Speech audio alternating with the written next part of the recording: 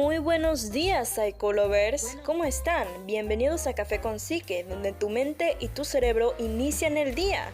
Yo soy Julieta Rosado y como siempre me acompaña Alejandro Bach para brindarles este bloque de información acerca de temas de psicología. Alejandro, ¿cómo te encuentras? Buenos días, estimada. El día de hoy me encuentro de maravilla. ¿Qué tal tú? Me encuentro igual de fenomenal, Alejandro. Muchas gracias. Ahora, ¿podrías recordarnos qué tema abarcamos con brevedad en el programa anterior para nuestros queridos oyentes, por favor? Con todo gusto, mi estimada. Estos últimos programas hemos estado hablando acerca de el aprendizaje. Recordemos que en el programa anterior hablamos de Jean Piaget. Hoy hablaremos acerca de una teoría bastante polémica en el campo de la psicología. Esta es el conductismo de John Watson. Así es, mi estimado.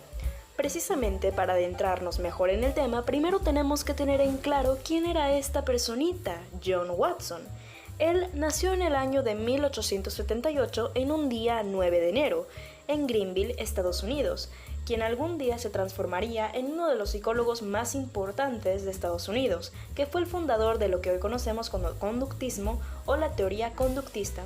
Aunque en un inicio este se trasladó a Chicago para estudiar inicialmente filosofía, fue atraído más adelante por John Dewey y el pragmatismo, y muy pronto comenzaría a interesarse por los campos de la psicología, y de hecho en el año de 1903 obtuvo el doctorado y empezó a trabajar como asistente instructor en lo que vendría a ser la psicología animal, y años más tarde publicaría su obra más importante de la que hoy vamos a hablar, en 1913, acerca del conductismo. Y pues bueno, esta sería una breve introducción, Psycholovers, al tema tan interesante que vamos a hablar. ¿No es así, estimado? Así es, mi estimada. Vamos a irnos a una pequeña pausa y regresando vamos a hablar acerca de por qué el conductismo era tan polémico y finalmente vamos a analizar una pequeña crítica que se le hace a esta teoría. Regresamos.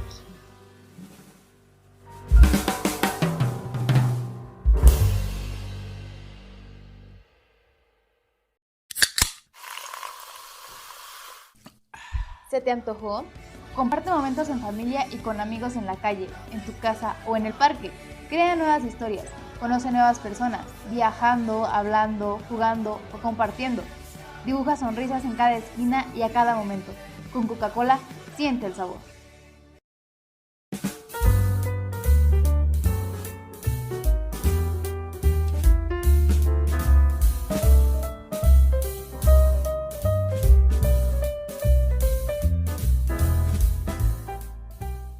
Estamos de vuelta, Psycholovers, y bueno, pues vamos a seguir en el tema, pero antes, Alejandro, con todo lo que hemos mencionado como una breve introducción hasta el momento, dime, ¿qué te parece toda esta temática acerca de la teoría del conductismo?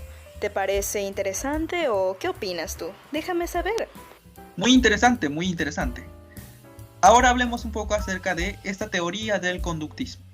El conductismo nace a principios del siglo XX en la psicología norteamericana y pretendía que el estudio de la conducta sea objetiva y práctica.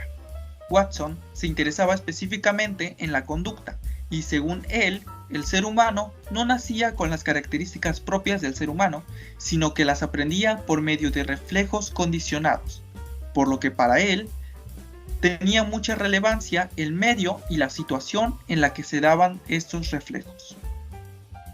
En otras palabras, el conductismo se basaba en que el sujeto va a reaccionar de cierta manera según los estímulos a los que se le exponga. Estos estímulos van a dar como resultado los reflejos condicionados y es entonces cuando se habla del condicionamiento. Recordemos que en ediciones anteriores hemos hablado del condicionamiento, el cual tiene sus principios en Pavlov. Ahora bien, al inicio dijimos que esta teoría era algo polémica. Julieta, ¿podrías explicarnos a qué se debe esto? Con mucho gusto, mi estimado. Y bueno, para adentrarnos en esta parte, pues hace falta un poquito recapitular o hacer hincapié en lo que tú acabas de mencionar, ¿no? Por ejemplo, en el año de 1913, donde Watson publicó su obra ya del conductismo formalmente, él mencionaba que la conducta humana debía estudiarse con variables objetivas y que fueran manipulables también. Determinó también que el comportamiento de los niños estaba vinculado no únicamente a predisposiciones genéticas que habían heredado, sino que también el entorno en el cual estos crecen. Con la teoría conductista, Watson mencionaba la posibilidad de controlar científicamente la conducta de los individuos, esto independientemente de la condición mental interna, ya que para él básicamente lo más importante o lo que rige al comportamiento humano eran los estímulo-respuesta, el estímulo que es brindado por el ambiente y la respuesta es natural del individuo y que se da con factores psíquico-químicos. Sin embargo, con lo ya comentado, ¿por qué se dice que hay una parte oscura en todo este conductismo de Watson? Pues bueno, esto se debe a los propios experimentos que él realizó para sustentar su teoría, tanto como figura paterna como con un pequeño bebé de nombre Albert. Para este último recibió apoyo de su querida asistente Rosalind. Lo que hicieron en la primera fase del experimento es agarrar a un pequeño bebé de nombre Albert que estaba en buena condición mental, por así decirlo, y lo que hacían en la primera fase es ponerlo cerca de una rata blanca. El niño no mostraba ninguna emoción de miedo, sino que básicamente solo tenía un despertar por curiosidad hacia el animal, como cualquier otro niño. Sin embargo, ya en la segunda fase, cada vez que el niño intentaba acercarse a la rata, la asistente de Watson, Rosalind, hacía sonar fuertes ruidos para asustar al bebé. Y en la tercera fase, ya sin siquiera la presencia de ese ruido, el niño se asustaba con tan solo ver a la rata u objetos u animales similares. Por lo tanto, parte de este experimento demostró que el niño había sido prácticamente condicionado, según la teoría de Watson. Y también Watson esta misma teoría la aplicaría con sus hijos, los cuales eran 3 varones y una mujer. Sin embargo, con el pasar del tiempo, digamos que Watson se arrepintió en gran parte de lo que había hecho de su trabajo. Hasta incluso en su último lecho de vida estuvo quemando varias de las obras que había hecho. ¿Pero por qué? Básicamente porque varios de sus hijos tuvieron problemas, por ejemplo, de migrañas, dolores de cabeza y problemas de alcoholismo, y al menos 2 de sus hijos intentaron suicidarse, y otro, a la edad de 50 años, igualmente se suicidó. Dime, Alejandro, con todas estas cuestiones, ¿qué te parece este tema, este tétrico tema con respecto a Watson? ¡Wow! Muy interesante aquel experimento, estimada. Como mencionamos, es bastante controversial y ha recibido diversas críticas negativas. Asimismo, el condicionamiento ha dado muchos experimentos que son tachados como poco éticos. Recordemos el ejemplo del condicionamiento operante de Pavlov, en el que se tocaba una campana cada vez que un grupo de perros iba a ser alimentado. Con el tiempo, este grupo de perros comenzó a salivar cuando escuchaba la campana, aún sin que se les vaya a dar de comer. Este experimento demostraba que los perros ya relacionaban el sonido de la campana con la comida y sus cuerpos ya estaban condicionados a reaccionar aún sin la comida. Es bastante increíble nuestro cuerpo y nuestra mente. Wow, sí, tienes completa la razón. ¿Y tú, psicólogo, qué opinas? Y bueno, en unos momentos regresamos para hablarles de una crítica muy interesante del conductismo.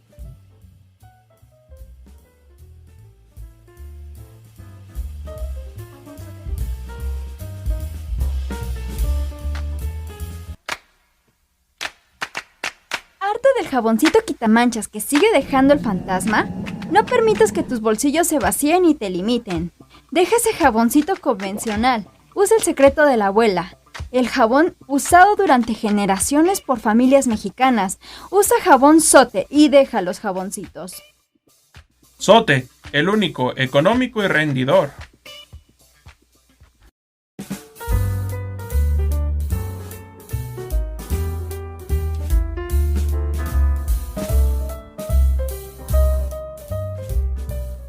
Estamos en sintonía nuevamente, Psycholovers, y bueno, hasta el momento todo lo que hemos comentado puede parecer muy interesante, ¿verdad? Pero no hay que quedarnos solo con los conocimientos, sino que hay que darle una praxis. Esta teoría conductista es tan popular que obviamente en algunas obras literarias y cinematográficas le han hecho alguna crítica. Alejandro, ¿conoces alguna? muy interesante que hagas mención sobre este espacio cinematográfico, puesto que este tiene mayor alcance en las personas. Y precisamente se me viene a la mente una película de el director Stanley Kubrick que se llama La Naranja Mecánica. Estoy seguro de que muchos conocen esta película. Está incluso basada en el libro del autor Anthony Burgess. Y Julieta, ¿podrías explicarnos un poco de qué trata esta película? Pero por supuesto, además esta película es de culto y además resulta un poquito más polémica que la propia teoría del conductismo. Pero bueno, en general, ¿de qué trata la trama de esta película? Básicamente, nos van a situar en la piel de un chico que normalmente se ve envuelto en una banda criminal, donde hace distintos atracos y abusos a la condición de las mujeres.